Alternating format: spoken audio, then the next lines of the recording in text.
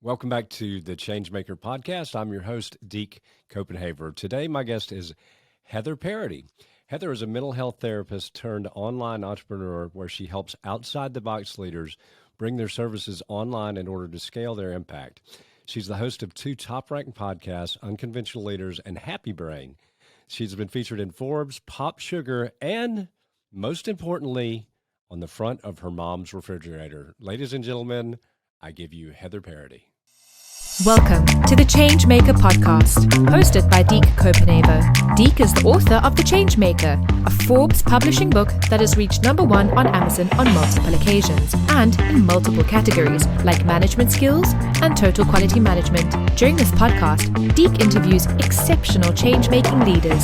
Deke currently operates Copenhaver Consulting, where he helps local governments and other public organizations maximize their potential. He's also a sought-after public speaker. We hope that the Changemaker has an impact on you today and that you find takeaways that make you a better leader in your life. Now, here's Deke. Your mom's refrigerator is the most important thing. If you go to your mother's and you're not on the refrigerator, you got to know what you did wrong. Yeah, because your mom's got to love you, basically. Which God's too. Theoretically. Yeah, I'm sure that there are some people who their mothers don't love them. But That's Heather, dark.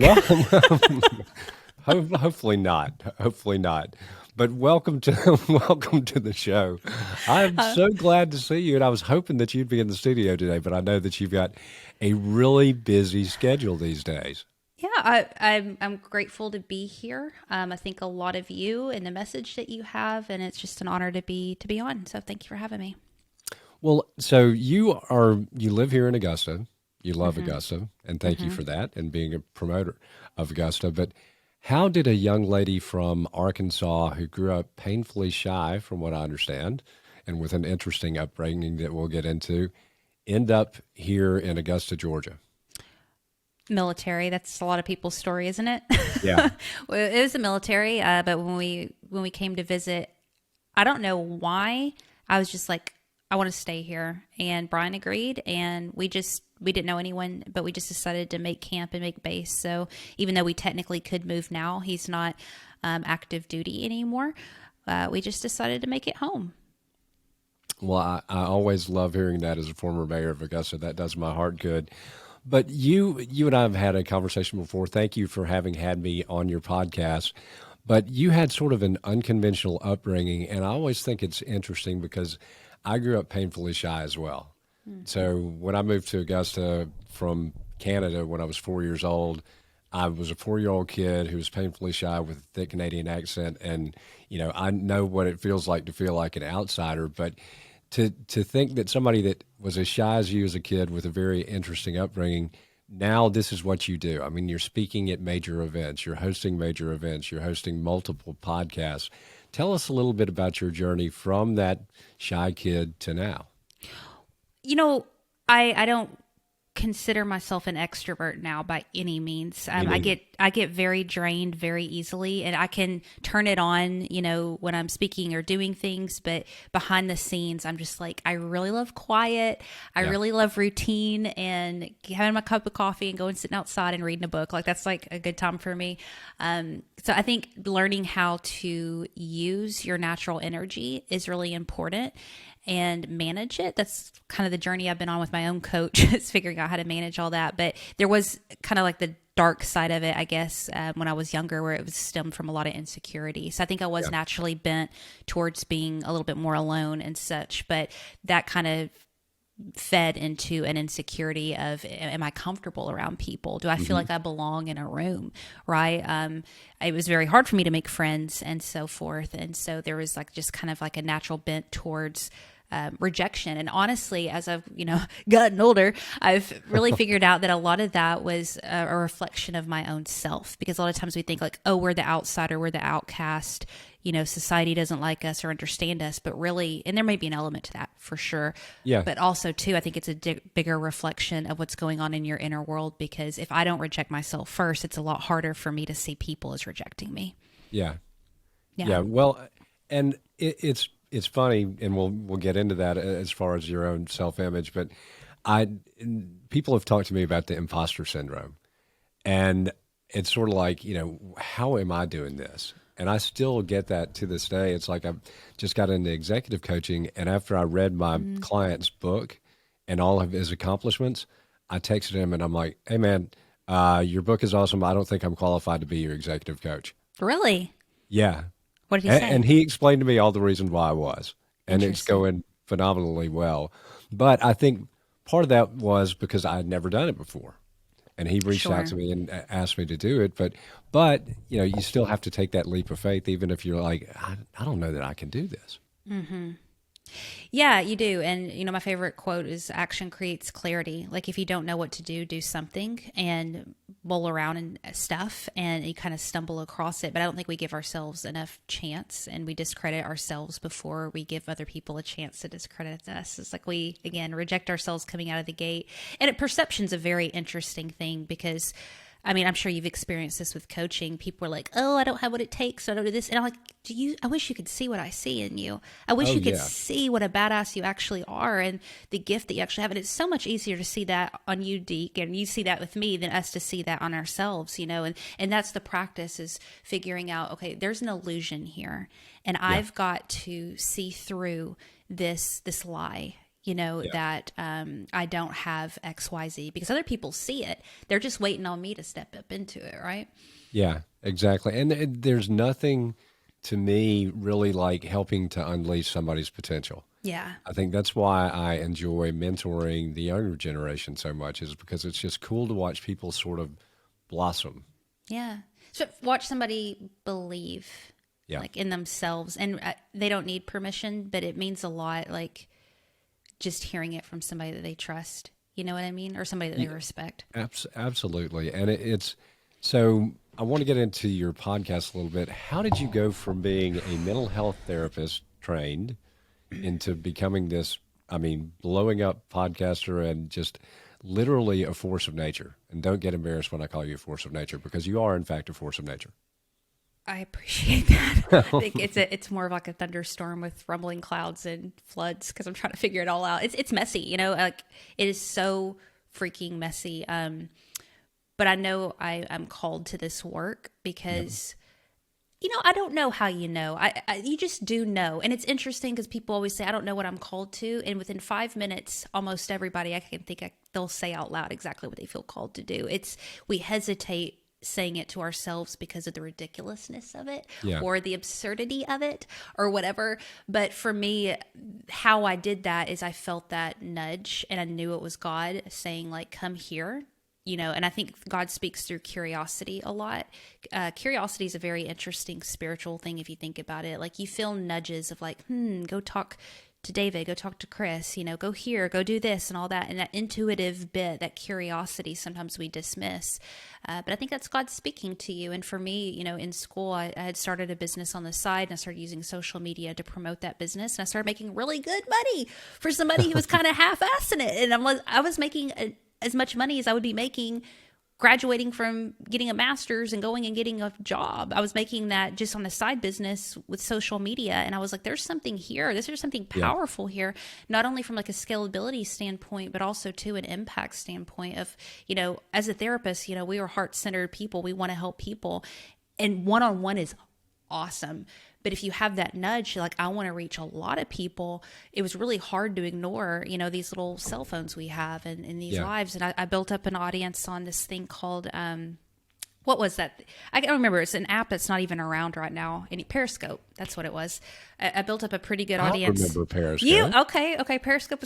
Don't get on Periscope now because they show your location and it's dangerous, y'all. Oh, But listen, gosh. but I built up a good sized audience there while I was in school, and so I'd be periscoping between classes and talking to people. And I built up an email list there. And by the time I got done with school, I was just like, this is what I want to do with my life.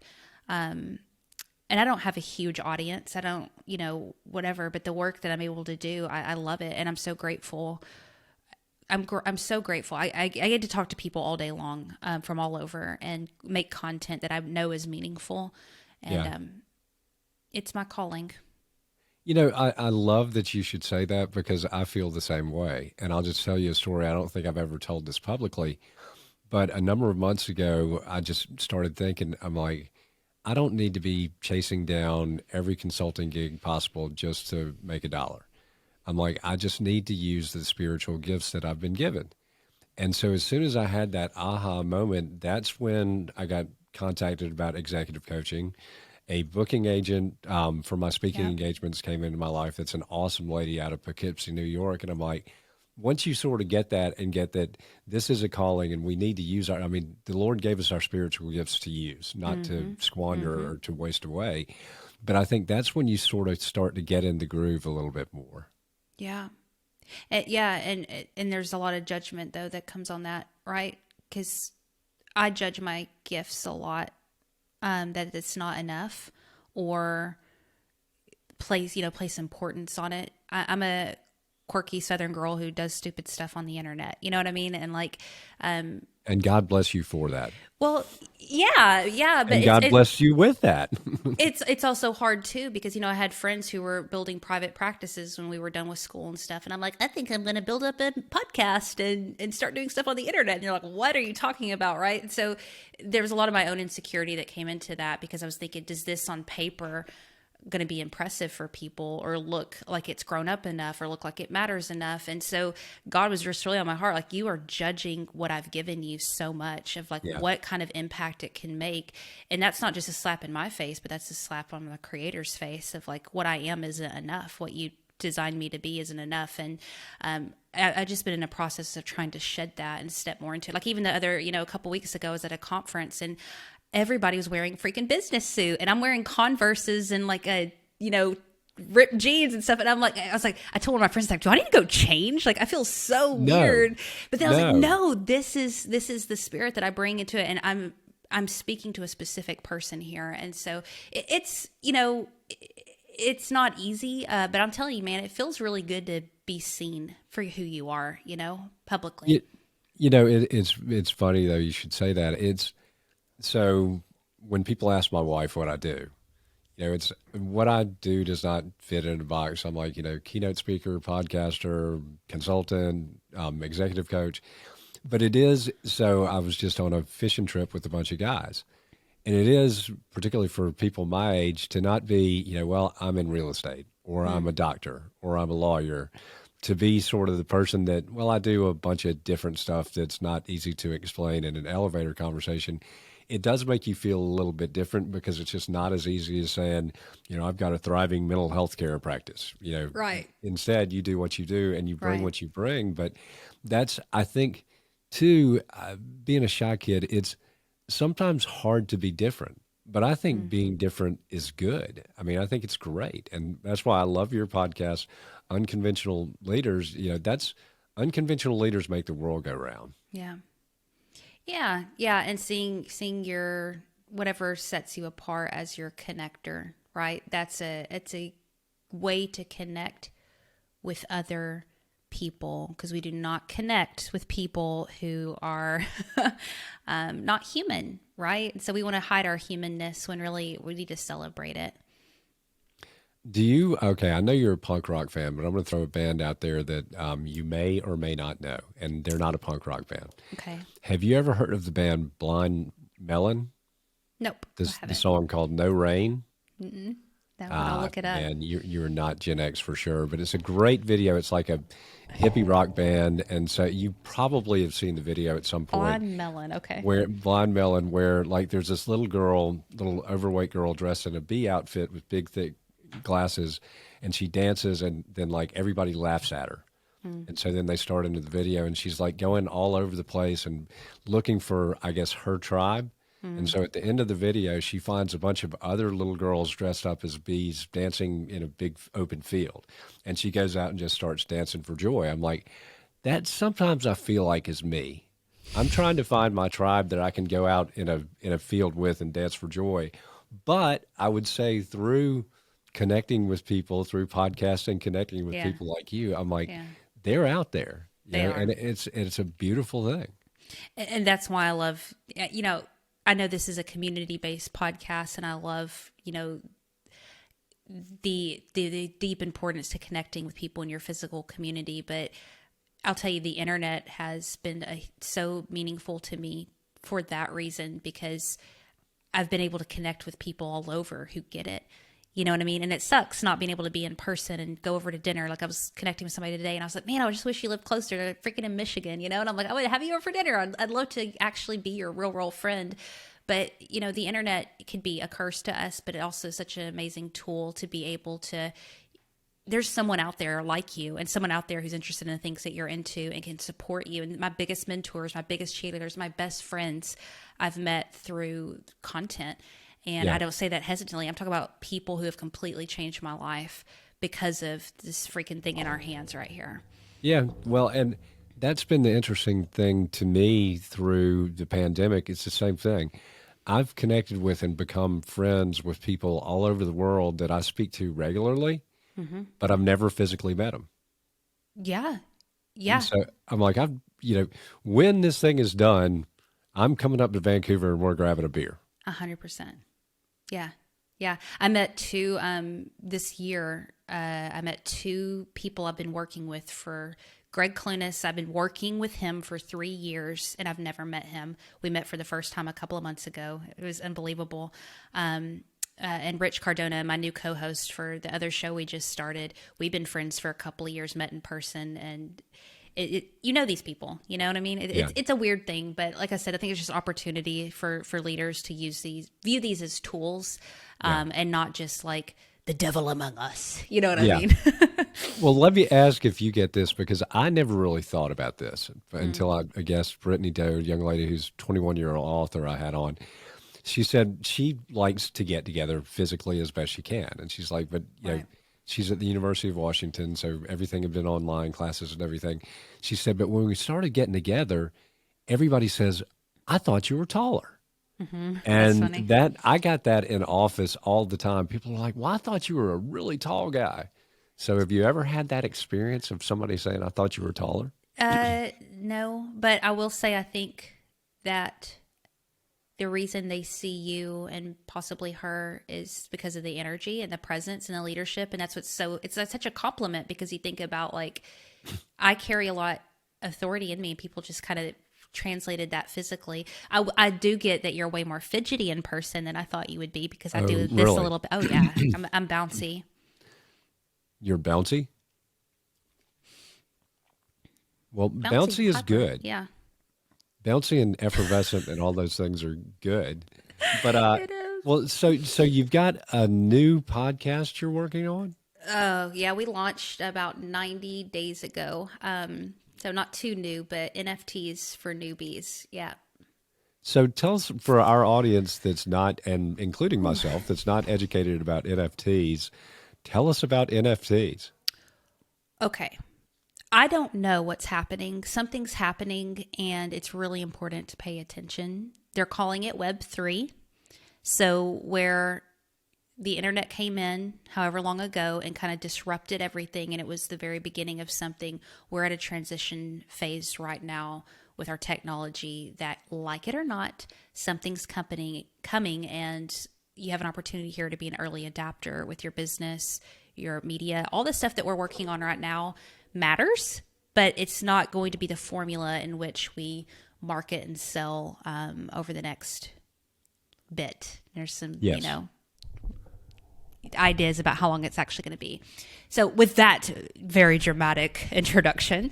Yeah, you're scaring me. Good. Again, there's an opportunity to be afraid or to embrace and lead something here. That's the way I'm choosing to look at it, because it can get really overwhelming and scary. But I think it was back in the summer, Brian and my husband, we made a small investment in an NFT because an influencer that we really trust, Gary Vaynerchuk, said to. And we really... power of the internet, we really trust this man, and we said we know that he wouldn't ask us to invest in something crazy if he didn't mean it. So we made a purchase, a few $1,000s, and it dramatically paid off in a way that caught my attention and halted almost everything I was doing. And I said, what is going on here? So I mentioned I was at a conference and met my friend Rich. We've been friends online for years. And we had a really good vibe together, like energetically, and we kind of teased and we said, we should do it like a little hobby show together, because we riff and we have fun and we laugh and stuff.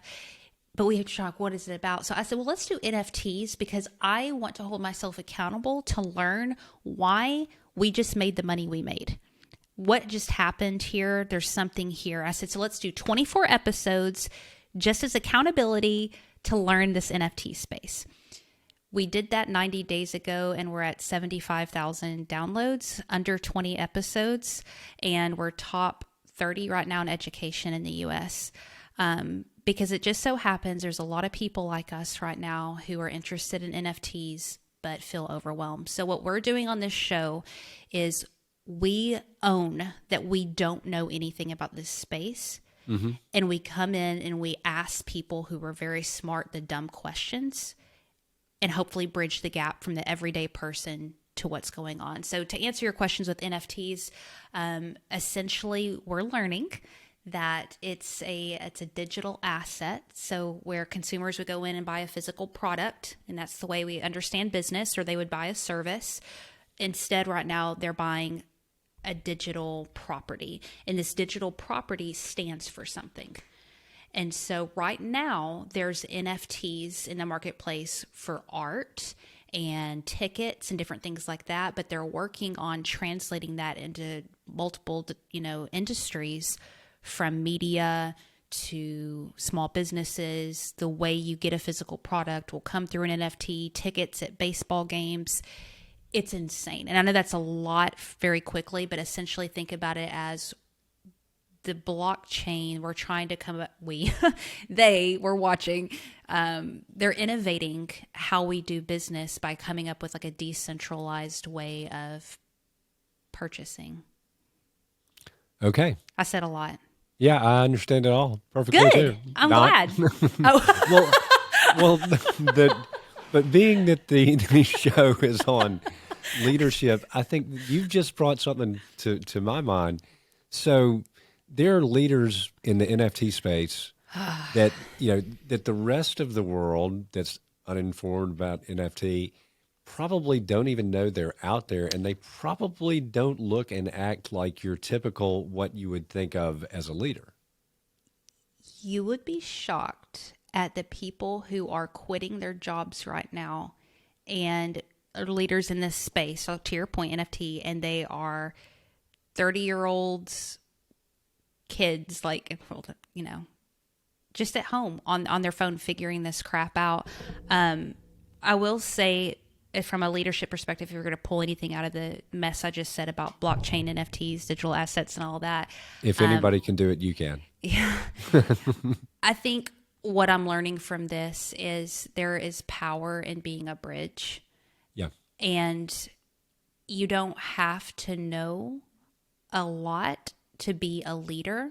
What you need to do is be willing to be a bridge from one place to another and let people go with you somewhere. And it's been overwhelming. I'll be honest with you. I'm getting DMs constantly from people saying how do I do this and that and whatever with NFTs? And I'm like, when I say NFTs for newbies, we're not lying to you. We don't know either. We're trying to figure it out, and to be kind of thrust into a position where people are, we have a platform now about something we're very new with. It's been a big humility pill, but also one that I'm grateful for because it's translated into other areas. Because now I'm looking at Happy Brain and UL and all this other, my business and this stuff. And I'm like, am I positioning myself as the authority, know all about this? Or is it more valuable for me to position myself as the helper and the servant to this group of people and willing to look dumb and ask dumb questions and be vulnerable in front of them? Because that's what really helps people. But it's interesting, and we touch on it a lot, that a good part of leadership is about vulnerability. 100%. And I said going into COVID, and I was having this discussion with my executive coaching client yesterday. I said, so he is the CEO of an organization in Atlanta that runs 3 nursing homes, mm-hmm. and has written a fascinating book. He was a guest on my show about what it's like to deal in the nursing home industry during a pandemic. But I said at the beginning of this thing, if anybody says to you they know what in the world is going on with COVID, they don't. They're lying to you. And you have to be, as a leader, you have to be willing to pivot and to not constantly, and that's what I won't go off on politics, but establishing intractable positions to me is not really leadership, because that puts you in a situation where you can't pivot when times change. So what you're talking about with NFTs is you've got all these people that see this opportunity that's going to change the world yet again, and they're willing to pivot to take advantage of the opportunity. Is there a risk involved? Yes. Was there a risk involved in your investment? Yes. But I think that's part of good leadership, is you can't constantly be risk averse. Yes. And I know I want to make a bunch of people mad, but here we go. Like the whole thing with metaverse and the things that are coming with it's insane. And what you said earlier is a great word, scary. And the other day when Brian was showing me some of this stuff of like what we're moving into with these workspaces that are all digital, and I immediately started thinking about my little girls, and I think I don't want them to live in this kind of world. I don't want them to live in a world where they can't physically touch people and they're, they have these weird identities and these avatars and all this stuff. But then I stopped myself and I said, I have the privilege, and it's a privilege right now, that I can choose to engage with this world or not, because the time we live in right now, it's an option. Yeah. Looking forward, my kids, grandkids, whatever, it's probably not going to be an option. And so we have a responsibility now, I think, as leaders, as content creators, as whatever, to take responsibility of like, okay, this stuff's coming. We have the option to stay where we're at, but we have the responsibility to pivot, because we're helping create and navigate this crazy world for our kids. Yeah. And are we figuring out how to do this in a more healthy way, a human way? Are we advocating for mental health online? Are we, advocating for the things that matter in this digital space? Because whether you like it or not, it's here to stay. And there's an opportunity here to do something. And that's heavy, but it can be as simple as, mentoring, like you said, young people, and helping them navigate through a world that is digital, and helping them find identity outside of their Instagram following. It could be as, you on your show being vulnerable and talking about things that actually matter. And I mean, there's a variety of ways of doing it. You don't have to be the president of the United States and to change policy. You know what I'm saying? No. There's something we all can do, but it comes from the heart. Like, are we invested with our hearts right now and active? Yeah. And that's, part of good leadership is being compassionate too. But I did a podcast a while back, about a year ago, and have since had the gentleman, Dov Barron, who's like the #1 ranked podcast for Fortune 500 CEOs in the world. But at the end of his podcast, he said, Fred, what would your advice? And this was literally, when things were bad and the lockdowns were, he said, what would you do? Tell people, how can you lead in your community at this point? I said, what? It's pretty simple. And I get into the mental health aspect. I said, if you know somebody that lives alone, check on them. There you go. When we feel powerless and we can't, at that point, I can't go down to the soup kitchen and volunteer. I can't do this or I can't do that. But yeah, you can pick up the phone and check on somebody, because living by yourself in a regular situation is tough. But when there are lockdowns in place, I mean, I think the mental health side of this is just, it's going to play out for generations to come. Yeah. And we've think about it.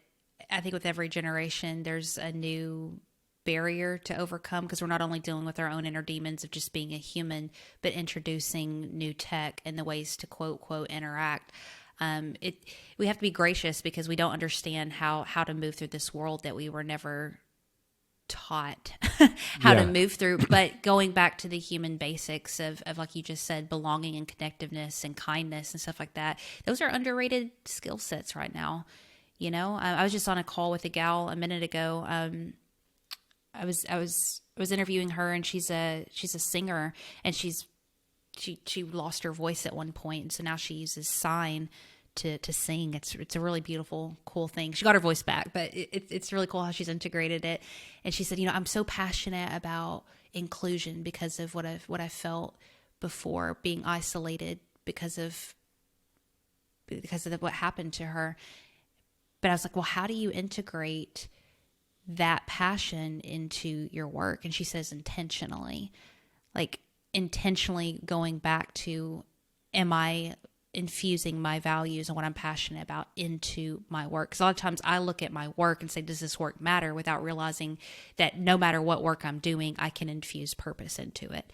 You know, whether it's sweeping a freaking floor, whether it's tucking my girls into bed, whether it's being here on the call with you or on a YouTube thing or whatever it may be, you know what I mean? Like whatever work is at your hand, you can infuse what you're talking about into it. And I think that's a big part of leadership too, is connection. So I was doing a speech at a Forbes outing or thing, Forbes book authors. And so I had never been critiqued when I gave a speech. And so this lady, Deborah Torres Patel, who's like, World Speaker Hall of Fame. So she was the one critiquing. And I've never been nervous giving a speech ever.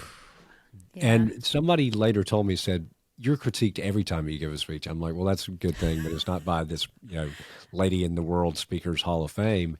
So literally my knees were shaking. Yeah. And I got through it.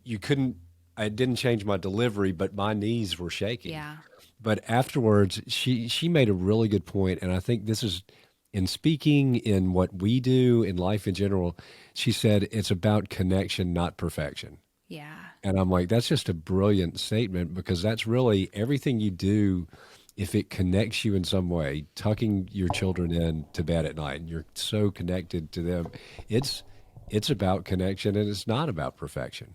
Yeah, well, it's good for my mama heart to hear that, because I don't know, life's been so crazy lately. Like even with them, I wish the time I had to spend with them was even more, because it's just like go go go go constantly all the time, and it's like the only time I have with them, I feel like at times there's these little windows, and it's like, this is my opportunity to connect with my girls. Like this is what I have today, and it's not as much as I want it to be, and I hate that. It's this crazy season that we're in right now, but it's like what you're saying, it makes me feel good. Like connection's what matters right now. Yep. Even if it's just a few minutes. It is connection, not perfection. Well, okay, I know you've got somebody else to be here shortly, but I can't talk to you without talking about punk rock. That's a absolute must. You're so funny. So you and I share in common a connection. Yeah. We both love punk rock. So talk Yeah. a little bit about your love for punk rock.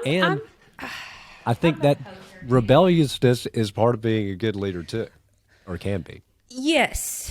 I will say that I am proud of my little girl. She asked me the other day to put on Blink 182, and I was like, she's 4 years old. I'm like, that's awesome. That's my mom win for the day.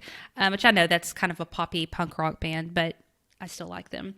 I don't know. I'm kind of like I am like the poser punk person. I remember being rejected by punk rock people when I was in high school. Like I was so nerdy. That's bad. Isn't that bad? I was so nerdy and awkward, and it was terrible. That they were even like the cool kids for me. But I loved the vibe. I loved the style. I loved the whole F the man thing. Like, even though I would never ever say that, or I'm a rule follower. But sometimes, yeah. But I like the freedom of it. I think it's a really cool free vibe. But as far as bands go, dude, like MXPX, Green Day, Blink, I know those are a little more poppy punk, but that's what I was really but into those are all back in the good. day. Yeah, Sum 41, yeah. Yeah, some 41's good. I think it's once again, as long as your heart's in it. But yeah, the Sex Pistols, dating myself, which is very Nirvana, obviously one of Sure. my favorite bands, and did get to see your Nirvana show and moshed at a Nirvana show. So yeah, but here again, and I've talked to so many of my guests, music is the great connector, right? You can usually, somebody you're talking to, find at least some song that you both enjoy. Here, I'm going to go deep again. I know you're trying to go light, but here I go deep, but I can't help it. No. Music? No. So I feel like every conference I go to, they have, these speakers, and in between they'll have like these transition times, or they'll have a musician or an artist come up and do their thing. And I was looking at a agenda the other day, and it had like transition, and it had the musician's person's name or whatever. and like God really spoke to me. It was like musicians and creatives and artists, they're not the transition people. Like they are the healers. Yeah. And they're the connectors. They have a gift to what you're saying, that able to cross boundaries, speak into people, connect people where words and logic cannot. And one day I'm going to have a conference, Deke. You can mark my words, where those are going to be the main talent. Is not the speakers. It's going to be the artists and creatives getting up there and doing their thing, because I think it's an underutilized gift in the business and leadership space is the creators. Okay. Well, I'm going to use a little musical example to connect with you. So my 54th birthday is Saturday, if you can believe happy it. birthday. Thank you. And if you have not yet had this experience, I'm going to name a song by Blink-182 that is really going to hit you in the face at some point in your life. And that's What's My Age Again? Because at 53, about to be 54, every time I get on a machine at the gym where they ask you your age, you're like, what the hell? I'm like, I can't be that old. That's how girls feel when they ask for the weight. I mean, we're like, yeah. So if you have not yet had that Blink-182 What's My Age Again experience, that's you're going to have it. So look forward to it. Yeah. Age, dude, don't even get me started on that. Like, I mean this with all of my heart. Like, I am super excited about every year getting older, because I look at, like, there's some women in my life who are older than me, and I think they're so comfy in their skin. Yeah. And I think that's what I'm really excited about is, I'm 35 and I'm still young, but like thinking about how much more secure I am than I was when I was 25 or 15. I'm like, man, 45, 55, I'm going to be super confident. I can't wait. At least I hope so. We'll see. We all still have our little insecurities and everything, Sure. and idiosyncrasies. You never really get rid of those. But you stop caring about what people think as much. Like, you're kind of like, F it, right? Yeah. Well, yeah, pretty much. That's a good way to do it, which allows me to do podcasts and do all this crazy stuff and say I'm still rebelling. I'm still doing my punk rock thing at 53, 54 years old. Do you skateboard? I have not in a while. I used to love to skateboard, though. What about the hacky sack? Yes. Love a good hacky sack. I'm a horrible hacky sacker. You don't want to be on my team. Next time we'll just have to go out and skateboard and get hacky sacks, and that'll be the show. I think David's laughing in the background. I think I hear him. Yes, Yes. he is. Yes. Okay, last question. Yes, sir. So, what in your life puts the biggest smile on your face? 'Cause my family. I love that answer, because We need more smiles these days. And I will tell you, I think that connection. I know, looking at your Instagram feed, you put a smile on my face, and so I just want to say thank you for that. That means a lot to me. It's so crazy. I have all these dreams, all this stuff I want to do, and the past month I did quite a bit of traveling, and I was gone, and I would be texting my husband. And I'm like, I just want to come home. And he goes, Heather, I don't understand you. You have all these dreams, all these things you want to go do, but every single time you leave the house and go do anything, you always just want to be back home. What's the deal with that? Why are you doing all this? And I'm like, because I just really realized that all that stuff's cool, but there's nothing like being with you and my two daughters. And all this stuff's just icing on the cake, but y'all are like the real gift in my life. And that's what brings a smile to my face. So even if you're not where you're at, where we want to be or whatever, if you have people in your life, a friend, a neighbor, an aunt, a kid, whatever, who you can just love, I mean, that's the gift. That's the ultimate prize.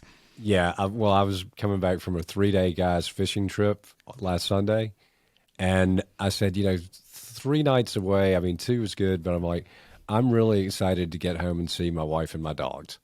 And I said, but think about that. I said, unfortunately, not everybody looks forward to going home. So think about what a blessing that is. Amen to that, for sure. You get to go home. You get to go home. Well, Heather, thank you so much for being my guest today. It's always a pleasure hanging with you, even if it's virtually. Next time it's in studio. And thank you once again for having me on your podcast. It's an honor. Loved getting to talk to you. All right. Thanks, man. We are out of time. Dropping the mic, and we are out.